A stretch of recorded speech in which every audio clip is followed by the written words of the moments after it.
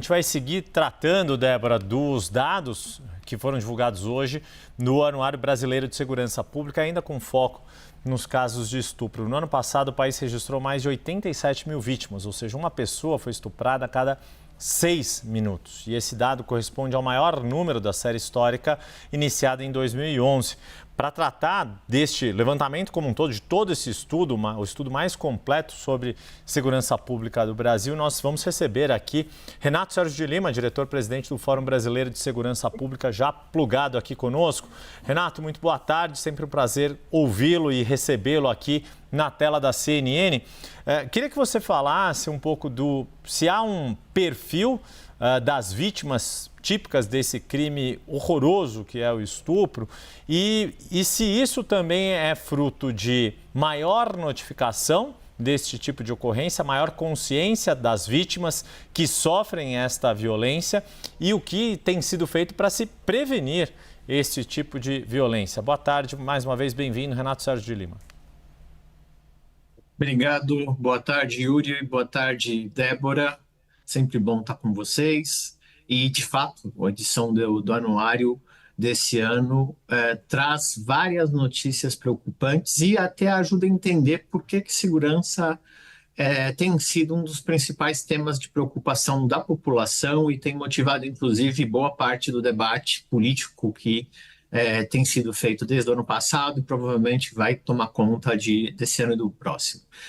Só fazendo um gancho, infelizmente, os números que foram descritos por vocês e pela repórter se conectam também com os dados da reportagem anterior, porque nós temos uma epidemia de estelionatos, muitas vezes derivada do vazamento de dados como esses que aconteceu ontem e anteontem, que foi informado via CNJ. Então você tem, de um lado, uma notícia que é a redução dos crimes de violência física das ruas, que precisa ser comemorada, que não as mortes violentas intencionais, os roubos, mas, por outro lado, a gente tem um crescimento absurdo dos estelionatos e de violência do que eu tenho chamado do mundo espaço privado. Nas casas, por quê? E por que nas casas? Porque a gente tem um crescimento no número elevado de violência contra a mulher, cujo perfil dos agressores é composto por companheiros e ex-companheiros, maridos, familiares, que é o mesmo perfil dos agressores das crianças e adolescentes e dos crimes sexuais. E, por incrível que pareça, aquela imagem de um crime sexual que acontece na rua é muito mais rara do que, por exemplo, aquele crime que acontece todos os dias dentro das casas, muitas vezes silenciado. E o que o anuário também mostra é que, às vezes, o lugar que a gente acaba descobrindo isso é a escola, e na escola também está tendo um crescimento. Então, o que os números em relação à violência sexual mostram que a vítima são meninos e meninas até 13 anos de idade, ou seja, que são considerados vulneráveis, né? Estupro de vulneráveis, aquelas pessoas que não conseguem consentir ou porque estão sob efeito de algum medicamento, de drogas, de álcool, mas a grande massa tem até 13 anos de idade. A gente olhando os números, o que a gente percebe é que tem uma quantidade, uma sobre-representação de mulheres negras, e muitas vezes essas mulheres acabam sendo revitimadas, porque quando a gente vai falar de soluções, como você perguntou, Yuri, a gente vai olhar para aqui. Existem equipamentos, como as delegacias especializadas de atenção à mulher. E elas existem, é verdade.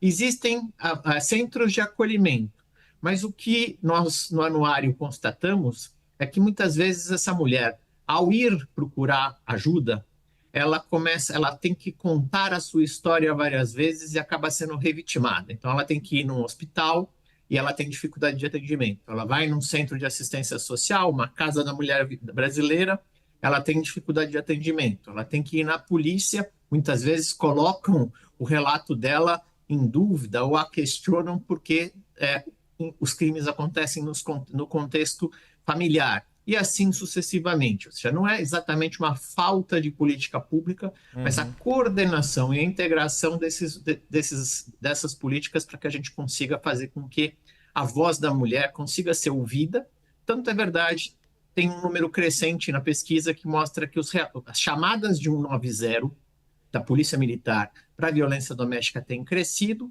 e esses números não necessariamente conversam com os números da Polícia Civil e da área de assistência. Então, a gente tem aí um problema de integração e cooperação. Renato, boa tarde para você. Obrigada por estar aqui conosco. Eu gostaria de falar, embora a gente tenha registrado, né, no ano passado um número recorde de estupros, o Fórum Brasileiro de Segurança Pública fala ainda em subnotificação histórica. Como você define, entende esse desafio? Estupro é um crime que, historicamente, ele tem uma quantidade de subregistro. Agora, se a gente olha na série histórica, a gente percebe que o crime está aumentando, porque não há uma melhora do registro. Aliás, a probabilidade é que há uma piora, já que a mulher tem tanta dificuldade de relatar esse crime. Então, quando a gente olha na série histórica, a gente vai vendo ali na casa entre 70 e 80 mil e crescendo. Então, assim, não há nenhum incentivo para que a mulher relate, mulher, mas também tem homens, mas os homens, em geral, são crianças do sexo masculino, na sua quase totalidade. Mas as mulheres não têm incentivos como acolhimento, como espaços especiais para poder fazer o registro. Alguns estados fizeram sistemas que compararam os dados do sistema de saúde, do hospital, com os dados da polícia. E alguns descobriram que a mulher que vai para o sistema de saúde, muito provavelmente para poder ter um atendimento, para poder ter acesso a medicamentos contra ISTs depois de serem violadas e assim sucessivamente, não necessariamente é a mesma mulher que vai na polícia. Então, a gente não tem esse cruzamento de bases. Segundo a literatura internacional, as pesquisas disponíveis, nós temos por volta de 10% apenas dos casos registrados nas polícias. Isso é um padrão mundial, esse é um padrão, de certa forma, e nessa medida, em que quando a gente não tem nenhum tipo de política de incentivo ao registro, nós não temos nenhum serviço de integração para acolhimento e atendimento das vítimas, esses números do anuário parecem indicar, porque isso sempre é importante não colocar da forma definitiva, que o que está crescendo são os crimes mesmo, não são a notificação. Infelizmente, a gente não está conseguindo nem incentivar a mulher vítima a levar o caso à frente, poder responsabilizar o agressor e reduzir a impunidade de algo tão grave e tão abominável como uma violência sexual. Uhum. Renato, deixa eu aproveitar a sua presença. O anuário ele tem toda uma série histórica bastante completa, inclusive antecipando-se a levantamentos semelhantes do poder público no que diz respeito aos homicídios, né, as mortes violentas intencionais, esse índice que foi criado pelo Fórum Brasileiro de Segurança Pública, que nos ajuda a entender o nível de violência que a nossa sociedade vive. Eles têm registrado uma queda, já desde 2018 vocês têm apontado isso, com essa sistemática, essa consistente queda. Mas vocês também jogam luz este ano para algumas situações de aumento de violência policial, e aí acho que o caso do estado de São Paulo é o mais notório, não só por ser o estado mais rico do país, mas porque teve a maior alta nesse indicador, e o quanto a região Nordeste tem concentrado historicamente também as cidades mais violentas por esse índice de mortes violentas intencionais. Queria que você abordasse esses dois aspectos e a questão também que vocês destacam do que pode estar motivando esta queda das mortes violentas no país e o que precisa ser feito para tentarmos chegar em algum momento num patamar mais civilizado, porque a despeito disso, nossa taxa de homicídios ainda é muito alta em relação à média aceitável internacionalmente. Sem dúvida, as mortes violentas intencionais é uma categoria que o Fórum criou para poder tornar comparável coisas que não eram comparáveis, porque cada estado adotava um critério, que são os homicídios dolosos, as lesões seguidas de morte, os latrocínios, que são os roubos seguidos de morte, os feminicídios, as mortes decorrentes de intervenção policial e de policiais mortos. A gente tem esse dado separado e agregado ao mesmo tempo. E agregado, eles indicam uma queda de cerca de mais de 5%. Então é uma boa notícia e que ela precisa ser comemorada. Quando a gente vai olhar ali com a lupa, a gente percebe alguns problemas, inclusive de um dado que vem junto, mas que não faz parte deles, que são os desaparecimentos. O número de desaparecimentos cresce quase 5%.